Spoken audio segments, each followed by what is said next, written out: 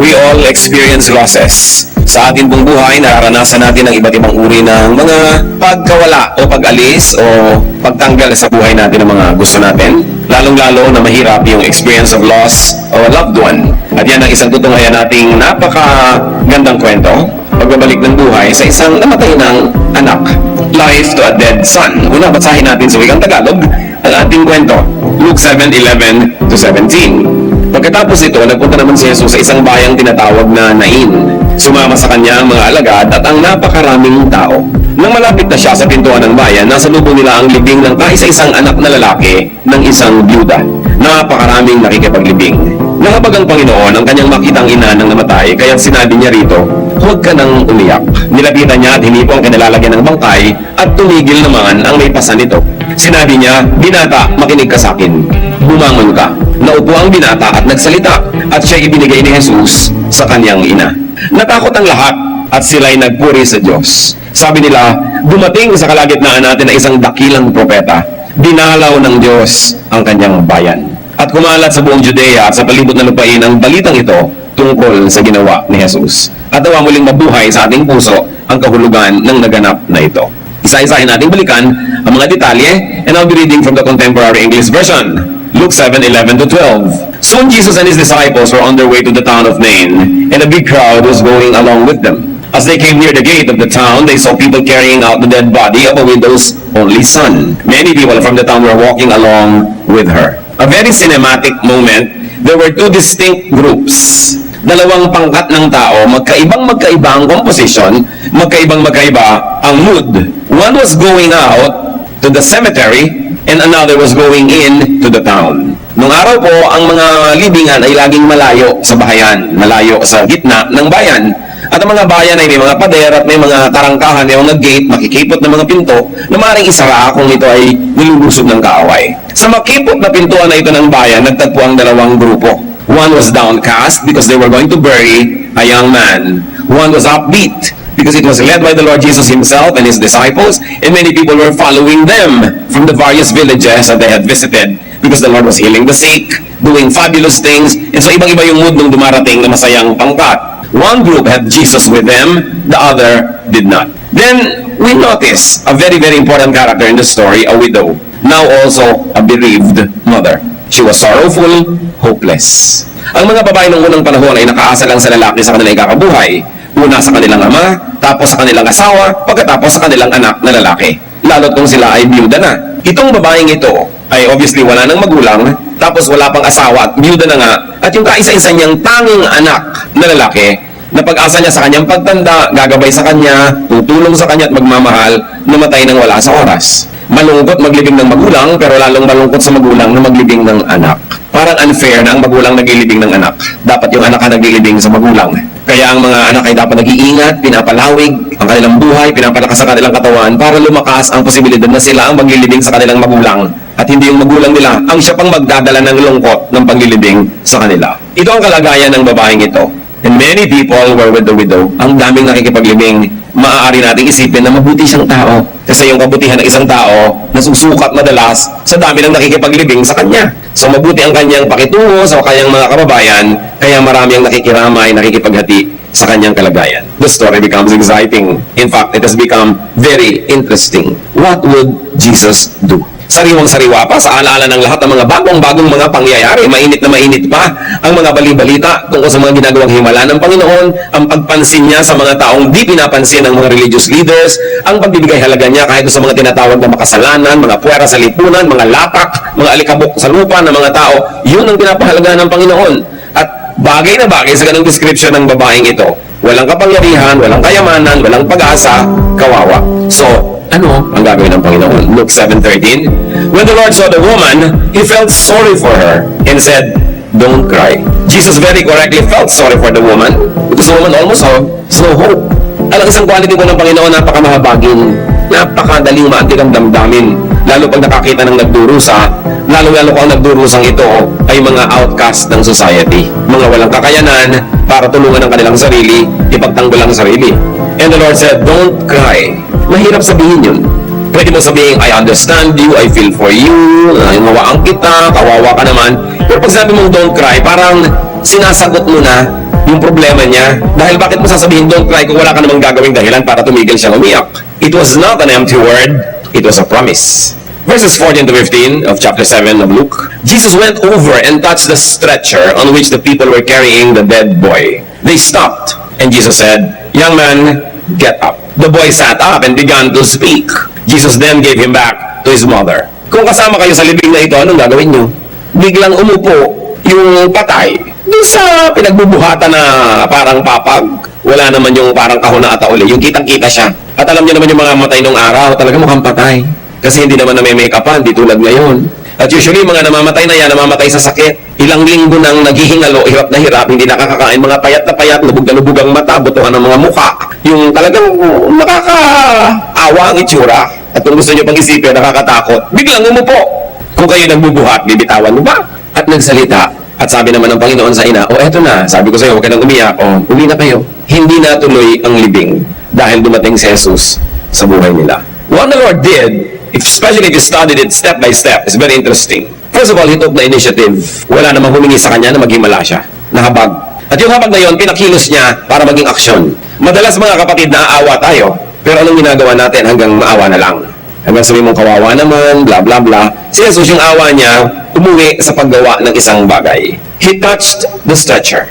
Mula sa kanyang pangkat, group A, lumipat siya sa pangkat, group 2. Kasi kanina wala siya doon nandito siya sa kabila. He took the side of the bereaved. Remember, tumigil ang dalawang grupo sa tarangkahan ng gate kasi isang grupo lang ang pwedeng dumaan at a given time. So, nagkasalubong na ganoon. Lumipat ang Panginoon doon sa kabila at hinipo niya yung kinakasiglan ng bangkay. Something na hindi ginagawa dahil bawal sa batas ng Israel yan, na humipo ng bangkay. It is considered unclean. But the Lord will cross over to do something nice. He touched the stretcher. He connected physically with the dead body. And then he spoke to the dead man. Sabi niya, young man, bangon. He connected through the ears. He connected spiritually. At kung tutusin niyo, parang may formula itong ginagawa natin ng Panginoon. Yung meron siya pinapagaling, hahawakan niya yung mata, hahawakan niya kahit yung may ketong, mayroong laging touch. At the very least, it was a touch through the ears. Magsasalita siya, madidinig naman yung boses niya. Ang kamangha-mangha dito, yung patay na tao, narinig yung boses niya at sumunod. Sabi niya, bangon. Kung sabihin ng patay, di ba alam na patay na ako? Bakit mo ako pinapabangon? Di ba? Maraming ganun mga tao, binubuhay mo, ayaw mo buhay. Ine-encourage mo, ayaw magpa-encourage. Pinapalakas mo yung loob, ipinagpipilitang mahina ang loob nila. Gumagawa ka ng paraan para hanguin sila sa hirap. Sila itong naglulubog sa sarili nila sa hirap. Yan ang pinagkaiba nitong taong ito. Nakinig siya sa tinig ni Jesus at bumangon naman. Romans 10:17 from the New International Version. Consequently, faith comes from hearing the message, and the message is heard through the word of Christ. May kapangyarihan ang salita ni Jesus. Yan may nadidinig ng tainga o nababasa ng mata o nadarama ng Espiritu. And you know that faith saves. Faith heals and gives life. And faith comes from hearing. That's why Jesus spoke. There is power in the spoken word. Very especially if it is the word of Jesus. And the message was, get up. As we already know, the man heard Jesus' word, he obeyed and got up. Luke 7:16-17 to continue the story. Everyone was frightened and praised God. So naghalong takot at pagsasaya ang naramdaman ng mga tao. Natakot sila dahil hindi sila naman sanay na may patay na bumabangon at hindi naman nila maiwasang purihin ng Diyos dahil talaga namang napakalaking bagay, lalong-lalo doon sa ina na mapahaba muna ang buhay ng kanyang anak. They said, a great prophet is here with us. God has come to His people. News about Jesus spread all over Judea and everywhere else in that part of the country. So the crowd got scared at first, then ended up praising God, declaring their faith in Jesus, recognizing God's visitation, and then spread the news about Jesus. Lumaki yung kahulugan. Una, ang kahulugan lang na buhay ang patay. Nagkaroon ng mas malalim na kahulugan. Naku, malaking ginhawa ito doon sa naghihirap ang loob na ina. At hindi lang yon, lumaki ang kahulugan. Dinadalaw tayo ng Diyos, sabi nila. At ang kasangkapan ng pagdalaw ng Diyos Ama sa langit, itong si Jesus, na siyang naging kinatawan at katawan ng Espiritu ng Diyos para makisalamuha sa mga tao, para makiisa sa kanilang mga pighati, dalamhati, at para tulungan sila sa kanilang mga suliranin. The people were able to universalize the meaning of this wonderful miracle, that it was not only personal to the mother or to the son or to the village, but it was global in its meaning that God in heaven now visits people on earth. through the Lord Jesus Christ. Yun yung kwento. Hindi siguro madaling ulitin. At hindi ko alam kung gusto niyong maulit kung kayo nakikipaglamay, halimbawa, o kaya ay may libing. Pero alam niyo ang kwentong ito, paulit-ulit na nagaganap sa buhay natin nang hindi natin napapansin. Bakit? Kasi marami ring kamatayan na nagaganap sa ating paligid na hindi natin napapansin. Meron tayong anak, meron tayong magulang, meron tayong kapatid, kaibigan, asawa, na namamatay araw-araw na hindi natin napapansin. Ano yun? Loved ones could die many ways. Hindi lang yung nalalagot ang hininga at physically namamatay ang tao ang ibig sabihin ng mamatay. May mga taong namamatay pagka nawala na sila ng gana sa buhay. Nandyan sila pero walang gana. May mga taong halos ay namamatay kung nawawala na sila ng dahilan para mabuhay. Nabigo siguro, iniwan ng pag-ibig, o kaya'y nangulila dahil namatay ang isang minamahal. Maraming tao ay halos patay din kung nawawala sila ng direksyon sa buhay. Wala na silang hinahangad o minimithi. Wala silang sigla o gana na mabuhay. O kaya mga taong walang ligaya na nalalasap, walang pinapangarap, wala nang hinahangad, at parang wala nang dahilan para magpatuloy mabuhay.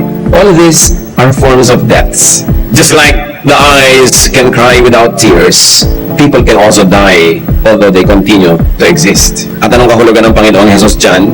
Siya pa rin ang nagbibigay buhay sa namamatay. Mga pag-aasang nawawala na naibabalik dahil narating ka ng salita ni Jesus. Mga kahulugan ng buhay na nawala na sana pero ngayon nagkaroon ng bagong misyon sa buhay dahil narating ng mga turo ni Jesus at hindi lang naman nakinig, sumunod pa tulad ng lalaki na ikinukwento natin. Tulad ng ina sa kwento, marami tayong mga lungkot. We could be like that woman. Maaaring kayo magulang, lungkot na lungkot kayo sa nangyayari sa inyong anak, walang direksyon sa buhay, itinatapon yung buhay para na rin siyang patay. Tulad din kayo ng ina na nagluluksa. Maaaring dinaramdam nyo ang nagaganap sa ilang taong mahal nyo na parang tinatapon ng sarili, wala nang pagpapahalaga sa buhay, o kaya sobrang laging lasing, wala sa sarili, sobrang laging bangag dahil sa drugs, hibang na hibang sa pag-ibig, itinapon na ang lahat ng mahalaga para lang habulin ang isang romansa. Maraming nagaganap yan sa buhay natin. People die 1,000 deaths. And we mourn with them, and we mourn for them. At itong anak na ito, mga kapatid, na namamatay, hindi lang yan ibang tao na mahal natin sa buhay. Pwede rin tayo yon. May namamatay sa atin pag pinapayagan natin yan. Minsan namamatay ang ating paniniwala sa anumang bagay. Kung lalo tayo maraming beses ng nabigo. Minsan namamatay ang ating pag-asa na makakaahon pa tayo sa buhay dahil ilang beses na tayong nalugi. Minsan namamatay ang pananalig mo sa iyong kapwa dahil maraming beses ka nang nadala. Namamatay na ang iyong puso sa pag-ibig dahil maraming beses ka nang nasaktan. Maraming beses din tayo namamatay. Hindi na physical death ngayon ang pinag-uusapan, kundi yung mas ang araw-araw na kahulugan nito na ang tao ay pwedeng mamatay. At ang sagot sa kamatayan na yon, iisa pa rin ang Panginoon, ang Diyos. Ang pagdalaw ng Diyos sa buhay ng tao. That we could have direction and purpose again. That we can have happiness and we can dream again when the words of God operate in our lives. Pwede tayong mabuhay na muli. Sino sa mga mahal niyo sa buhay ang mayroong ganitong uri ng kamatayan na halos araw-araw pinagnaramdam yung sinasamahan siyang maglibing ng kanyang sarili? Pag sinisira niya ang kanyang sarili, tumatalikod siya sa kanyang mga pananagutan, pagka lumulubog siya sa buhay, para siyang inililibing. At napakahirap sa isang nagmamahal na ikaw ay kasamang naglilibing at pinapanood mong unti-unting natatabunan ng lupa ang mahal mo sa buhay in a very meaningful way. And just like in the story, Jesus can help anyone in this situation. Jesus' visitation and words can give life back to our son. Whoever, whatever that son is. Jesus' visitation and words can give life back to ourselves, to part of our lives that had died. Kaya mahalaga na laging makasalubong si Jesus. Mahalaga na marinig ang kanyang salita. At ang totoo niyan, mula nung isinilang ang anak ng Diyos dito sa lupa, siya ang nag-initiate na lumapit sa atin. Tulad nung sa kwento, ang Panginoong Hesus ang nag-initiate na lumapit doon sa kanilalagyan ng patay. Nung ang anak ng Diyos ay isinilang bilang tao na kasama ng mga tao, lumapit na siya. At hindi na yun nabawi pa sapagkat iniwan naman niya ang kanyang espiritu sa atin. Iniwan niya ang kanyang church, iniwan niya ang mga believers na tinitirhan ng kanyang espiritu para lagi at lalo siyang makalapit sa maraming tao. Kayo ay Kristiyano, sino man ang lapitan ninyo, pwede niyong katawanin si Kristo at dalhin ang kanyang salita. Dalhin ang kanyang pag-asa. Dalhin ang kanyang habag, pag-ibig, pagtulong. At sino man ang dapuan natin na ganon, at tayo nagpagamit at dinaluyan tayo ng katuruan, pagmamahal ni Jesus, yung taong dinadalaw natin, bagamat inilibing na bumabangon. At yan ang napakagandang misyon ng mga Kristiyano. Una-unahin mo sa iyong kapatid, sa iyong sarili. Kung merong mga dead parts of you, bring them to the Lord. Surrender them to the words and teachings of Jesus and live again. And then, go to your relatives, to your loved ones, who are partially dead, who are dying, who are hopeless, and then bring to them the life that is Jesus. His words, His hope, His teachings, and see them come back to life. Napakahalaga ng ganitong katotohanan. John 11:25-26, the Lord says, I am the one who raises the dead to life. Everyone who has faith in me will live even if they die. And everyone who lives because of faith in me will never really die. Malalim na mga pananalita. Sabi niya, ako ang nagbibigay buhay sa patay. Kung sino man ang namatay, pero nanalig sa akin, mabubuhay na muli. At kung sino man ang nabuhay na dahil sa pananalig sa akin, hindi na yun mamamatay pa. Dalawang uri na ng kamatayan ang magkahalong pinag-uusapan dito. Dalawang uri din ng buhay. Una, yung physical. Na kung nananalig ka sa Panginoon, mamatay man yung physical body mo, mabubuhay kang muli in your glorified body. That is the central teaching of the New Testament. Pero meron pa, yung emotional and spiritual. That if you're emotionally and spiritually dead, when you believe in Christ and when you let Christ live in you, you will live again. And you will never die again, ever. Because the power of God is in you. Gano'ng karami sa atin ang nangangailangan ng power na ito? Lahat tayo. Kasi lahat tayo may mga kamag-anak, mahal sa buhay, kakilala na unting-unting namamatay. Physically and emotionally and spiritually. O kaya tayo mismo, may mga bahagi ng ating puso na nagsasara, hindi na tumitibok at namamatay. So death and life could also be spiritual and emotional. And Jesus gives life back. Why? Because Jesus means fullness of life. We need the visitation, the touch, and the word of Jesus. Kaya napakahalaga mga kapatid, faith, and then sharing. Now, the way for Jesus to get to people's lives is for Christians to bring Jesus to these people's lives. Mag-share ka, dadalhin mo ang mga tao sa Bible study, magpapa-Bible study ka sa kanilang bahay, share mo ng salita ng Diyos. Whether direct quotation o applied already in your life is very important. Bakit? Kasi araw-araw, ninanakawan at tinatangkang patayin ni Satanas ang bawat isa. John 10:10, a thief comes only to rob, kill, and destroy. I came so that everyone would have life and have it to the fullest. So laging may sumisira ng loob natin. Laging merong nagbibigay sa atin ng lungkot. Laging merong nagbibigay ng dahilan para tayo mawala ng pag-asa, tayo ay mawala ng gana sa buhay. Pero sabi ni Lord, yan yung magnanakaw. Hindi ako yan. Kaya ako ay dapat ninyong bigyan ng puwang sa inyong buhay kasi ang binibigay ko ay buhay. At ang binibigyan ko nito, hindi kulang, hindi bitin. Kasi it is life to the fullest. Full yung life na yon, hindi lang religious life, physical life, emotional life, spiritual life, lahat. Complete yung person and personality. Mark 16:9, when Jesus rose early on the first day of the week, He appeared first to Mary Magdalene, out of whom He had driven 7 demons. Kung babawan ba naman kayo ng 7 demonyo, magkakaroon pa kayo ng masayang buhay? Miserableng buhay, malungkot na buhay, magulong buhay, maraming hapdi, maraming sakit, maraming kalungkutan, maraming lito, maraming takot, kasi tinitirang ka ng mga impakto. Pero pinalayas lahat ni Jesus yun. Because life means you plus Jesus. Life yun. What is death? You and demons. Nagkakaroon ka ng death. Napakahalagang isipin that for you to have life, the demons in you have to be driven away. Now, they are not always literal demons. Ano ba yung mga demons na hindi literal? Insecurity, fear, inferiority feeling, feeling of rejection and inadequacy. Halos lahat ng nagpapalungkot sa atin, nagbibigay ng depression in later life is a feeling of being underloved. Kaya maraming mga tao nagkakaroon ng mga depression, nagkakaroon sila kuminsan ng mga violent and manic depressions, suicidal tendencies, nagiging antisocial, nagkakaroon ng split personality dahil merong mga sugat ang damdamin nila that once upon a time, they were not loved enough. They were not accepted. They were not affirmed. They were not valued. Merong malaking puwang yun sa kanilang puso. At yung puwang na yun, maliban na lang na ipapuno mo kay Jesus, ay laging gustong punuin ni Satanas. Kasi merong vacuum. Tulad ng isang lalaking tinirhan ng ubod ng daming masasamang espiritu sa kanyang katawan, na siya iginagapos dahil nagiging violente, tumira siya sa kuweba na ang kasama niya mga bangkay, nilalaslas niya ang kanyang katawan ng mga matatalim na mga bato, at nananaghoy siya sa magdamag, pinagkakatakutan yung lugar kung saan siya naroon, wala nang may gustong dumaan doon, nagsadya doon ang Panginoong Yesus. At pinalayas niya yung mga masasamang espiritu na naglipatan naman sa mga baboy. At nung nagbalikan yung mga tao, nakita nila yung kanina ay wild na possessed person, na iba na. It was a dead man in many ways. That man was dead in many ways. But Jesus visited and spoke to him, touched him with his words, and he was freed. Nakita ng mga tao, he was already back to his own mind. And he was dressed, because dati siyang naked, and he was seated there, restful. Samantalang dating balisa, kailangan ikadena dahil hindi mapakali at nagiging very destructive. Mga kapatid, ilang beses nangyayari sa buhay natin ito kahit hindi tayo possessed ng maraming mga impacto.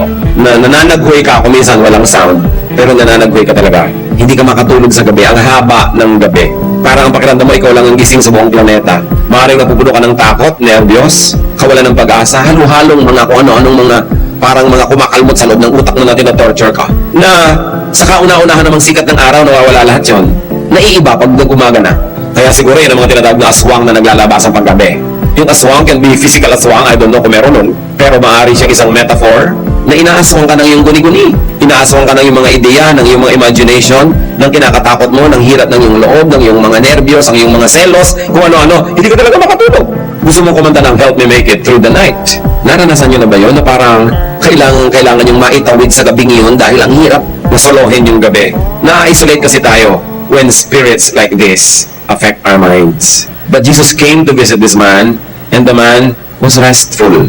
Alam niyo ba kung gaano kahalaga yung panatag na loob? Hindi niyo yung maintindihan hanggang hindi niyo naranasang maligalig. Hindi niyo maintindihan yung ang sarap ng mahimbing na tulog hanggang hindi naranasan yung ang hirap matulog. Pero ang Panginoon, siya ang sagot sa lahat ng ito. Kita-kita na natin yung kwento ng possessed man na ibabigla ang buhay niya nung dinalaw siya ng Panginoon. Napahinga siya, nagdamit siya mula sa kanyang pagkakahubad at tumahimik ang kanyang kalooban. He lived again. He got his life back. And what were the agents of deliverance? Jesus' visitation, Jesus' word, and Jesus' compassion. Ano ang nagbibigay ng buhay sa atin na nasa Panginoon? His love, His acceptance, His attention. Si Maria Magdalena, bakit napalayas yung 7 demonyo? Pwede niyong isipin na may 7 demonyo pinalayas. Number 1, layas. Number 2, layas. Or, maraming mga nagpapahirap sa kanyang loob na symbolically pwede mong tawaging demonyo. Maraming nagpapagalit sa kanya, nagpapalungkot, nananakot, pero lahat yun nawala nung siya ay minahal, tinanggap, at binigyan ng kalinga ni Jesus. What are we saying here, brothers and sisters? Kung meron kayong mga kapatid, anak, kilala, na wala halos pag-asa, sinisira ang sarili, nalulungkot, nalulumbay, naliligalig, natatakot, nagkakaroon na ng mga personality and mental problems, dala nyo ng pag-ibig, pagpansin, pag-unawa, pagtanggap, at isa-isang maglalaya sa mga impaktong gumugulo sa kanyang buhay. Because even psychiatrists and psychologists will tell you that many people have personality disorders only because they are not loved. Only because they are not given attention. Lalong-lalo nung bata at lumalaki pa lang, walang natanggap na pagmamahal at puro rejection at puro rejection. Para siyang time bomb na sasabog later. Maglalabas ang lahat. Yung kulang na yun sa buhay niya. Kaya nagiging masama ang ugali, masungit, magagalitin, kasi hindi tumanggap ng pag-ibig. Ngayon, tapos na yung tapos na. Ano pang magagawa natin kung tapos ang childhood yun, hindi kayo tumanggap ng pag-ibig? Pero ngayon, tanggapin nyo ang pag-ibig ng Panginoon. At gawin nyo ang sarili nyo kaibig-ibig para hindi lang Diyos ang umiibig sa inyo, tao rin. At kung meron tayong mga kakilala, mga mahal sa buhay na alam natin may mga personality problems and disorders, pansin lang ang kulang dyan. At sabi nga nila, people need love, especially when they don't deserve it. Pag-ibig lang, pansin, atensyon. Kaya pwede nating dalhin sa ating tahanan ang pagpapagaling ni Jesus. Hindi lang biglaan, lalong-lalo kung malalim ang sugat na ginagamot. Pero si Jesus pa rin ang sagot dyan. Because love heals. Love gives life. Kaya payagan din natin ang mga mahal natin sa buhay na may mahalin, may magmahal sa kanila. Mayroong mga magulang napakararamot, ayaw nila na yung anak nila magkaroon ng mahal sa buhay, magkaroon ng asawa. Siguro para buong-buong atensyon maibigay sa kanila. Pag namatay na yung magulang, nag-iisa na ngayon yung anak niya, walang magmamahal sa kanya, paano na siya ngayon? Kaya mahalaga na pinapayagan natin. Pinapalaki natin ating mga anak, mga apo na masarap mahalin, hindi mga brats, hindi mga nakakainis. Kasi kawawa naman sila pag nakakainisan. One of the best na maipamana natin sa mga bata, yung isang ugaling masarap silang mahalin, madali silang mahalin. Kasi kahit mawala tayo sa buhay nila, hindi sila malulugi, hindi mauubusan ng mga taong susuporta at magmamahal sa kanila dahil lovable sila. Pero pag tinuruan mo ang isang tao na maging makasarili, maging mayabang, maging mapangmata ng kapwa, tinuturuan mo siya na kamuhian ng iba at magiging kawawa siya sa kanyang buong buhay. So siguro naiisip na natin mga kapatid ngayon kung sino ang mga patay sa buhay natin. Physically alive, humihinga, pero may iba't ibang uri ng kamatayan. Alam niyo ang sagot dyan. Gagamitin kayo ng Panginoon na instrumento para puntahan siya ni Jesus. Dadalhin niyo si Jesus sa Kanya.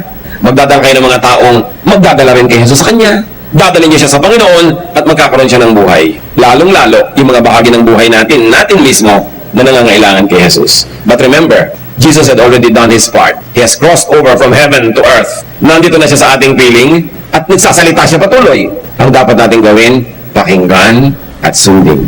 Anong bahagi ng buhay niyo ang masasabi niyong parang naghihingalo o patay o matamlay?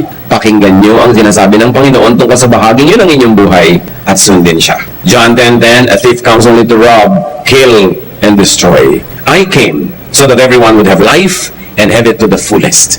Life is not a problem to be solved. Life is a gift of God to be enjoyed. So if you're not enjoying life, may kulang, hanapin nyo yon sa Panginoon. Kung hindi nag-enjoy ang mga mahal natin sa buhay, may kulang, tulungan natin silang makita yon. Kung minsan, tayo, yung sobra sa buhay nila, kaya nagkakaroon ng kulang ng kaligayahan. Marunong din tayo dapat na magbigay ng puwang, ng espasyo, hindi natin dinodomina, dinidiktakan, pinapaandar ang buhay ng mga tao sa paligid natin para malaya nilang mahanap kung anong mahalaga sa kanila at kung ano nagpapasaya sa kanila. Maiksi ang buhay na ito, but it's always long enough to be meaningful. Sayang ang bawat isang araw, bawat isang gabi na naaaksaya dahil sa lungkot, dahil sa takot, dahil sa kawalan ng pag-asa. Lalong sayang ang isang buhay na hindi pa tinatawag ng Diyos, winawakasan na nung may katawan dahil nawala na siya ng dahilan para mabuhay. That's where Jesus is very, very relevant. Ano sa mga turo ni Jesus ang magpapagaling sa inyong iba't ibang uri ng karamdaman? Baka ang karamdaman natin, pride. Ang itinuturo ni Jesus, humility. Baka ang karamdaman natin, yung separatism. Ang itinuturo ni Jesus is to integrate with people, to love them, makisalamuha, makihalubilo sa kanila. Baka ang kasalanan natin is rejection. Yun ang sakit natin, nagre-reject tayo ng mga tao. Ang itinuro ni Lord, acceptance, tolerance. Baka kaya marami tayong mga lungkot, marami tayong mga sakit sa ating emosyon. At dun sa ating mga mahal din sa buhay, mga kapatid. Suriin natin yan, sabagat ang buhay, regalo ng Diyos. Kailangan masaya. Kailangan tahimik. Kailangan hindi hubad, may damit. Kailangan hindi balisa, payapa at tiwasay.